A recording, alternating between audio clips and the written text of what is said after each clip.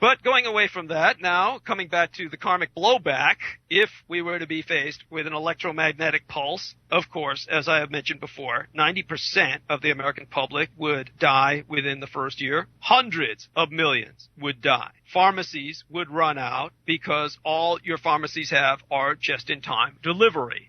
As someone who goes back on my medical training and education yet again, I must inform you about your pharmacies. You go inside of a pharmacy and it looks like it's stacked full to the brim with meds. That is not the case. Your pharmacy is loaded with meds that run out as soon as you take that med off the shelf. They basically have only enough meds in the pharmacy to provide for prescriptions, and barely that. Oftentimes, you go in to fill a prescription, you will get your prescription several days later because they'll say, we don't have it in, we have to order it. So I am in a major city, San Francisco, and I had to order prescriptions for my parents nonstop, around the clock, all the time. And the reason that I would plan ahead and order prescriptions half a week ahead of time is because in a major city like San Francisco, they would not have enough prescriptions to give out to everyone because they guard those prescriptions like they are liquid or powdered or encapsulated gold dust. They basically maintain those prescriptions as a treasure because that is a major facet of the American economy is, of course, pharmaceutical distribution. So that is like gold on its way to the bank every time those prescriptions are refilled. And they cost astronomical sums of money, whether they are covered by insurance or not. The pharmaceutical industry gets remunerated. And in turn, they make sure that, like the diamond industry, they control the flow of the output. So if your dad needs a heart med, a cardiac med, you go inside of the pharmacy after an earthquake, after a Katrina-like hurricane, after an EMP burst. They will have only enough for one person who had a prescription, and after that, their shelf is empty. They refill every day. It's called just-in-time delivery. FedEx delivers only upon prescription, and within the first week, all people whose lives depend on such medication will die. So, say for instance, a pancreatic enzyme disorder sufferer who needs certain brands of painkiller to aid in surviving that particular disorder, within the first week of an EMP burst, all those people would die. Now, this is a national grid going out. If it's within a few states, if it were regionalized, then that would basically conceivably be doable because the rest of the nation could rally conceivably to aid them. Now, if we have Katrina and Hurricane Sandy as examples, that, of course, is not going to happen. And everybody in area is going to be functionally on their own. So to put this into perspective, Mr. Becker mentioned a satellite that might have a very small nuclear output that would take out a few states. Say if it were triggered in the center of the United States, then the two missing North Korean subs would hit each coast.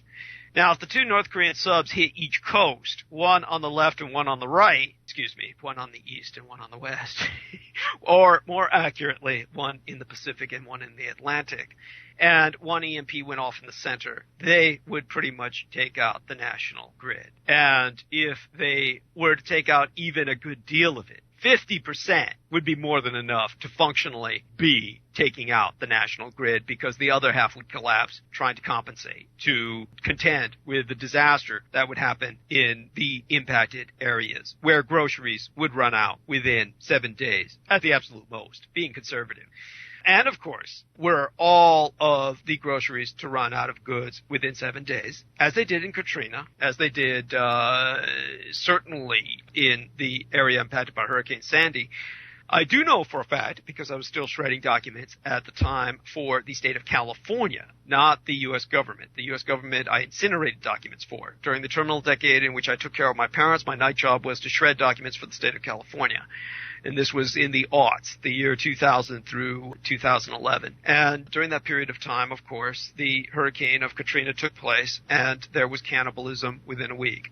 So that was certainly documented in the documents I was shredding because the government of the state of California was notified for their own state to prepare in the case of similarly impacting earthquakes for such phenomena. So that is something that you can look forward to as a certainty in the event of an EMP. Now, one on the East Coast, of course, would cascade with the failure of food, water, and medical supplies into out-and-out riots. This is very similar to what happened to EMP bombing in Serbia and in Iraq, where, of course, the police, with their communications taken out, could not respond to perform any population control with any effectiveness, which, of course, led to the self-destruction, the internal cannibalism, the internal frenzy of a society in implosion. What would happen here as well, of course. So we are conditioned for a top-down social matrix, and the economy would break, of course, which would make the urban areas uninhabitable within 24 hours.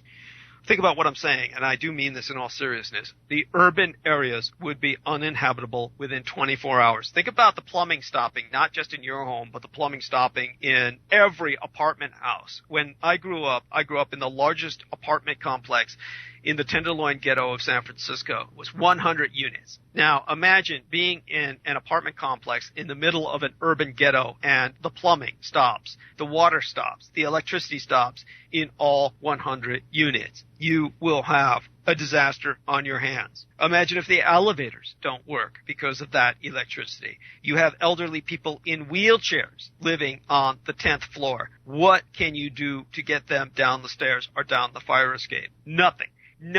It takes paramedics to normally handle a situation like that with collapsible beds that they fold into a chair position and carry together two at a time. So in terms of emergency management, your phones will be out of order. The trains are out of order, of course, and we don't even use trains anymore other than for supplies and certainly not transportation on any notable level. But they would be as much out of order as the phones are. So you basically have to look forward to a 75% loss rate with an economic collapse alone. And so with that in mind, you're just screwed. 95% of money is all electronically phantom dollars. And again, think about what I'm saying. 95% of your currency is just virtual units. You get it deposited onto a card. Your bank transacts in virtual money. That's all going to be lost in cyberspace. The first day of a forced hunting season would wipe out deer and cow within days, rabbits, everything within a region of reach. People are going to be hunting with Uzis and machine guns at that point because there's not many trained hunters. There's going to be a lot of urban people who are going to be using the weapons they possess. So you can imagine roving gangs with AK-47s going after cows and cooking and eating them, and be thankful they're not going after the farmers themselves, though it would eventually get to that point. So that would be a vertical launch, of course, off of a barge, off of a submarine, off of a merchant ship. I mean, the U.S. is going crazy with communicating with each other when two subs disappear. What if there's more? So, again, not trying to promote fear porn, but this is the reality of the situation. A megaton bomb is the equivalent of 5 million tons of TNT. Fission bomb creates compression for fusion detonation. That's good for an electromagnetic pulse. So 40 to 100 kiloton range was possible in the late 1940s. The inverse correlation is to the size of the MP produced. So with the physics of that, we get kind of an electronic rain that falls down onto the Earth and takes out the grid. So an optimum blow for the United States would be, say, if you just had one nuke and you wanted to take out the entire grid, between 200 to 300 miles directly above canvas would blanket the continental United States. So if that satellite, low flying, low orbit, low soaring, directly above canvas goes off, then yeah, it could take out the U.S. conceivably. You'd basically be reduced to a 10% population very quickly. 30 million dead would be the equivalent to Russian battlefield deaths in World War II. That would probably happen immediately, not by the bomb itself, but by the impacted areas in the ground zero region. So you basically have to prepare as much as you can without panicking. The way I know about all this is, of course, dealing with documents many years ago concerning the Soviet test 184 in Kazakhstan, known as Starfish Prime. and the enormous amount of data that was collected because it was impossible to hide that test and its EMP effects. And that, of course, was at ground level. It was not a vertical bomb. A vertical bomb could have taken out a good deal of the Eurasia-African hemisphere in terms of a grid. So basically, we have all transistors in TV and computers, possibly pacemakers, down. A surge protector is meaningless. It's important to emphasize that. If all transistors and power lines and computers are dead with the economic data on them, the virtual dollars I was telling you about, all of that is nothing compared to the fact that we'll have no power to pump water. So we've got basically a series of, shall we say, it's not a wave. An electromagnetic pulse is a wall. It blows so current sensors won't catch it. It just blows all of the kind of ability to sense it's coming, even as it approaches. So what would a computer communicate with anyway when the grid itself is down? That would eliminate the televisual ability to report the disaster. So it's definitely something to consider, the fact that you're not going to know about it when it happens. In other words, when it occurs, you're not going to be hearing about it. And as for how about aircraft? What if you're flying in a plane? 777s or the new aircraft are all fiber optics. The pilots cannot override them in time. They will fall like rocks from the sky. You've got 2 million people in prison, at least. No food in 2 weeks, and with no food and water, if they're still in lockdown and they can't open the gates, which are electronically opened, they'll die like animals in cages within a very short period of time. So we've got about 5 minutes left, and we may not get into Soviet psychic warfare today because of the need I feel to address this, since the topic has been brought up. But within that period of 5 minutes, we'll cover what we can. Definitely, if we go back to a pre-technological age, one of the things that we'll have to learn how to do is ride horses again. So people who are into horseback riding, you'll be way ahead of the game of the rest of us. Keep in mind that an electromagnetic pulse is a byproduct of all nuclear detonations, which generate massive gamma ray bursts that hit the atmosphere. In the 40s and 50s, with all of the above-ground nuclear testing that we conducted, it was a line-of-sight event, a static discharge. But the 1962 Starfish Prime was the code name that was finally declassified for Soviet test number 184. You can search engine that.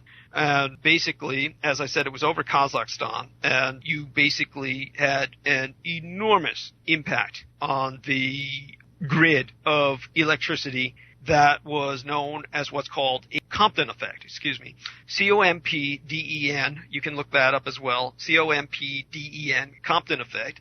And that means that when the EMP hits the upper atmosphere, it causes electrons to cascade like pebbles in an avalanche onto the ground, because the Earth is a giant magnet with a magnetic core, and this overwhelms instrumentation monitoring the event itself and knocks off the power grid as a result. It's basically 200 volts per square meter. So in a line-of-sight event like that, it was about 20 miles out of the blast radius that you have this effect. So it's a just incredibly, shall we say, devastating event. Keep in mind that the Americans and the Soviets both tossed about together approximately 15 nuclear weapons into space. They shot them into space. One time when that was done, Life magazine put the result on a cover. It was as bright as day in Hawaii at nighttime, 500 miles away from the burst, which took place half a thousand miles south of Hawaii. So viewed having a similar effect here. If the EMP took place at night, it would be noon at midnight, if you could imagine that. At any rate, we should be heading into the music at any minute, but I'll keep talking about this until we get there. Basically, it's something that I would look forward probably to some feedback on. We have no system redundancy. That is probably the most important thing to keep in mind. People have the idea that somehow the government has set things up in preparation for a nuclear war. The preparation the U.S. government made for the nuclear war was to let you fry while they evacuated. So that should be a perfect way to end the hour. We'll be right back.